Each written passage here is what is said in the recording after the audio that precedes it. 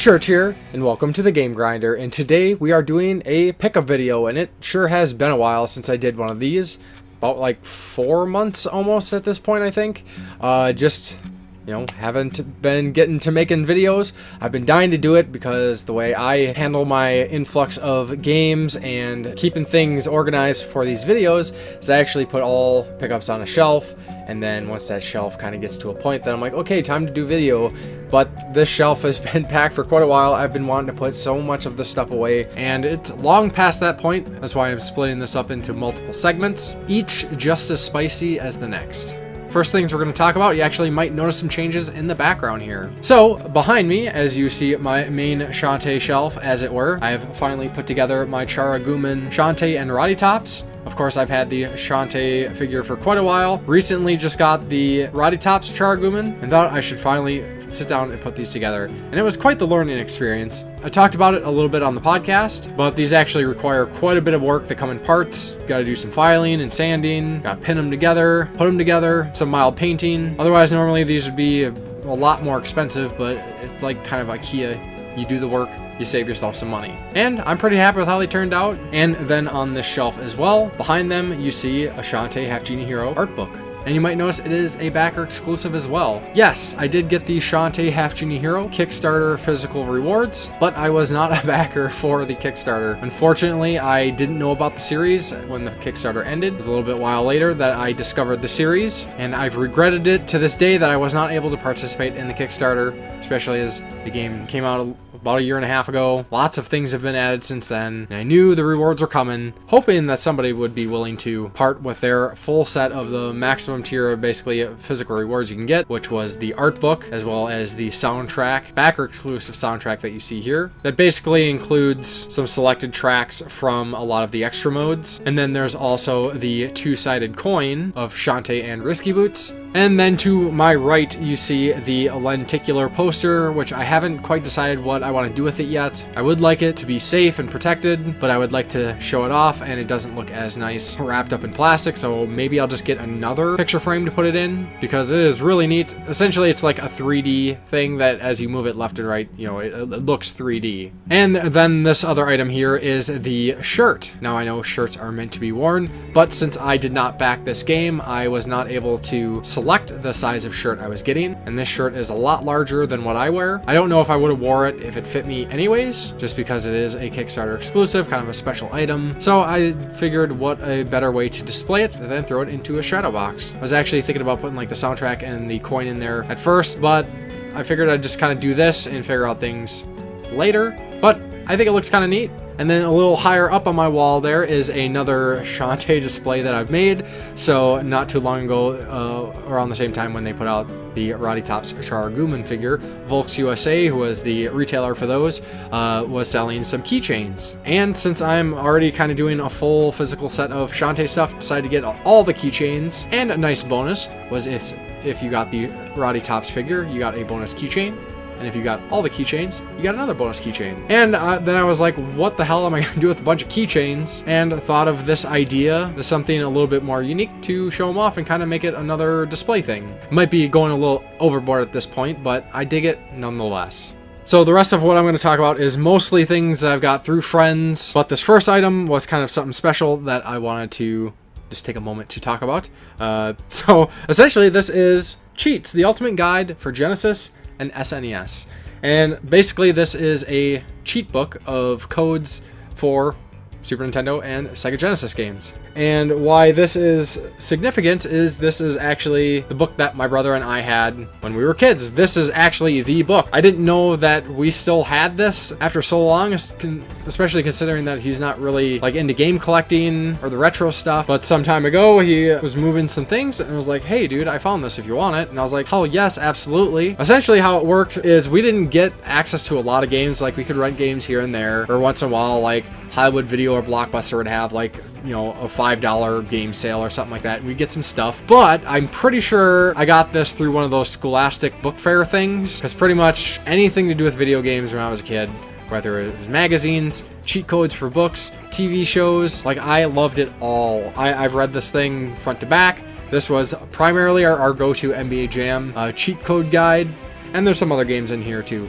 So I thought it was really neat to get this particular piece from my past, and I hope to someday that I can get some of the other cheat code and guidebooks that I used to have, primarily from the Nintendo and the Super Nintendo days, mostly covering a lot of games I still haven't played, but funny enough, that's how I learned about a lot of them. Then the next thing here is something that is particularly awesome. I talked about this on social media when it happened, but Jason, Corpse Flood Gaming, actually drove down from Canada to Minnesota, the Twin Cities, to give me a birthday present, which is a total fabrication because he actually came down here to do some other thing with his wife, but it's absolutely awesome that he thought of me and gave me a birthday present. Of course, I said thank you then, thank you again, because these are pretty awesome. First thing here is something that he actually got into recently, and we've had some friends who have been hyping this game for some time and decided to hook me up, and that is Yakuza 0 for the PlayStation 4. Like I said, pretty much hearing nothing but great things about this game. I actually told one of my close friends recently about it, and now he's like 60 hours in already and loving it. So I can't wait to get to this game, which I will eventually, just can't say how soon, but hopefully sooner than later. And then Jason also hooked me up with a Doom Cyber Demon shirt. Can't go wrong with Doom.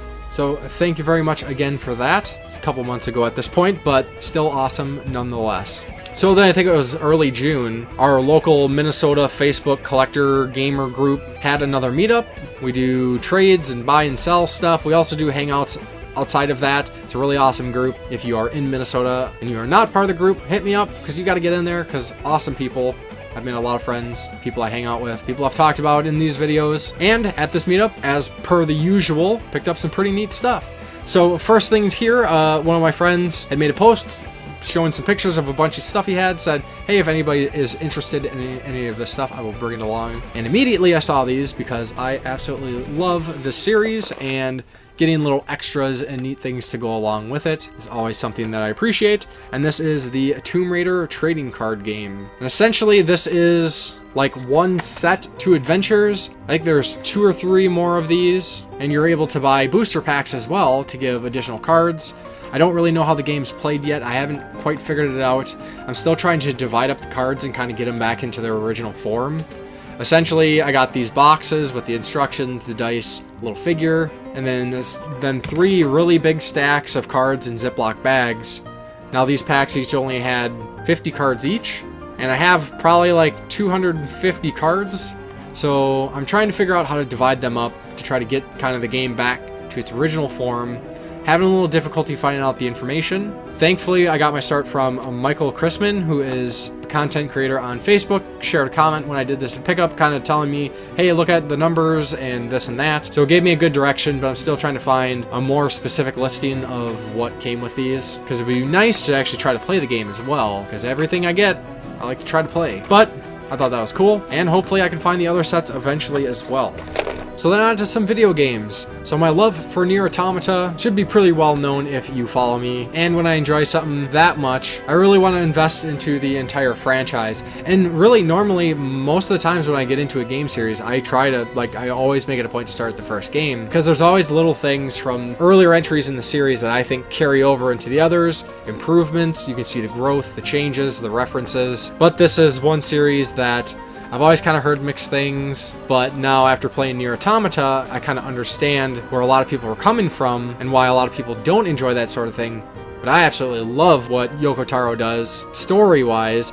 These earlier games are kind of rough in the gameplay, so there's Nier Automata. Of course, it's loosely connected prequel, or loosely connected predecessor, Nier. The entire universe of the story actually started in another game series that has a very unique and interesting connection to the Nier series, and that is Drakengard, and I picked up Drakengard 1 for the PlayStation 2 and Drakengard 3 for the PlayStation 3. So of course I still need to get Drakengard 2. I already am pretty well versed in the story of these games, as I ingested a lot of lore and background information before I went into Nier Automata to try to get the most out of the experience that I could. And I'm really glad I did, because even though these things don't have big impacts on really anything in Nier Automata, just knowing some of these things, like technically it happened in the past, I thought was really neat and really kind of made the world a larger place than what it was. So this next thing here, not necessarily a game, but this is Metal Gear Solid, the digital graphic novel, which is another release to add to my ongoing goal of a complete Metal Gear collection, which I'm getting really close. I think I'm only missing a couple entries for North American releases anyways. I believe this was included in one of the collections, but I wanted to get the standalone game itself, so happy to grab that. Then this next game I was checking out, and actually Justin, co-host to the Game Tenants podcast, was with me. We were hanging out, and I asked him about this game. He said, hey, yeah, that's a pretty cool one.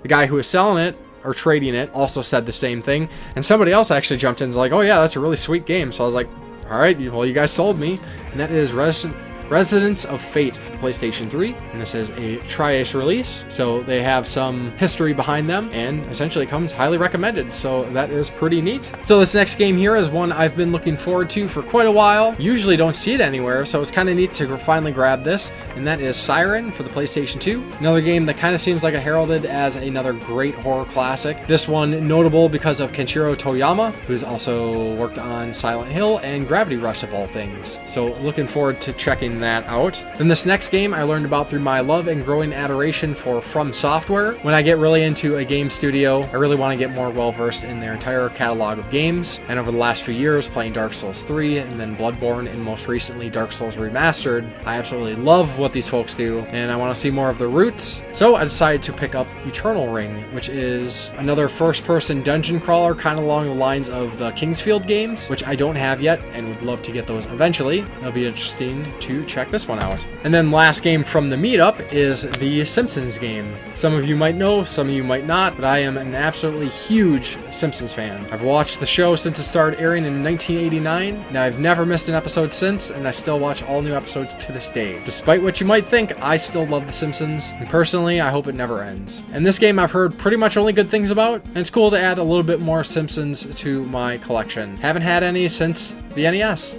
Then these last few things here are from Justin, Cardboard Zero, a co-host of the Game Tenants podcast. If you listened to the last couple episodes, he has mentioned that he is selling off some game stuff to help raise some funds. And as much as I would have loved to bought more games, this is all I managed to get, but it's all awesome nonetheless. So first thing here is actually an upgrade to a disc-only copy that I had, and that is Bushido Blade, the Squaresoft PlayStation 1 Classic. The disc-only version that I have is actually my friend's that he got when the game originally came out, and we played the crap out of Bushido Blade 2 as well, and years later I eventually got his copy of the game. Unfortunately, didn't have the case or the manual, so I now have that complete. Fortunately, I have Bushido Blade 2 complete, and I think those are some games that if you're not familiar with, definitely recommend checking out. Squaresoft did some really cool things on the PlayStation 1. And then this was kind of like for the hell of it, more so because I wanted the OG version of this, and that is Resident Evil Code Veronica for the Dreamcast. Of course, I have Code Veronica X for the PlayStation 2, but I like to have the original versions of the games, and given the Dreamcast a little more love because it is a system that I heavily neglect, and I really need to change that. Then this next item here is something that is pretty neat, has a pretty big connection to my gaming past. Now this is just a box. He was selling some boxes. Unfortunately, I wasn't able to get to the other ones before other people had claimed them essentially, but I managed to get this one,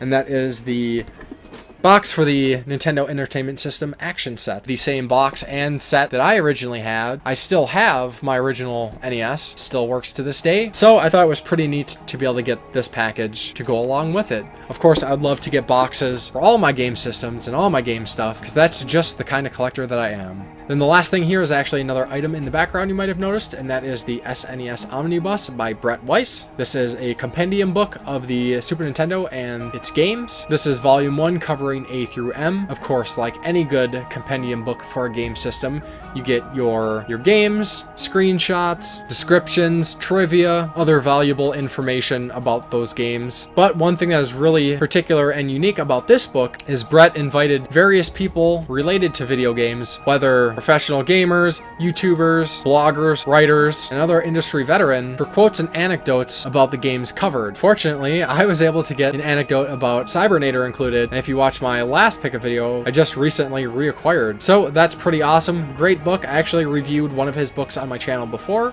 Recommend checking that out. He makes some high quality stuff. I'm really looking forward to volume 2. And yes, that will do it for part 1 of this ongoing pickup video saga because I haven't made a video in like 3-4 months, and I would love to talk about all these games much as I usually do. And of course, I love to hear your thoughts. Are there any video game series that you feel like you go maybe a little overboard with, kind of like what I feel I do with the Shantae series at this point? And what about some of these games? I haven't played a lot of these. Can you confirm what I've heard? And are any of these games ones that you are looking to add to your collection as well, if you haven't already? And make sure to stay tuned because there are more parts in this series coming up, more great pickups, more thoughts to be shared. So of course, as always, thank you very much for watching, and I will talk to you next time on the Game Grinder.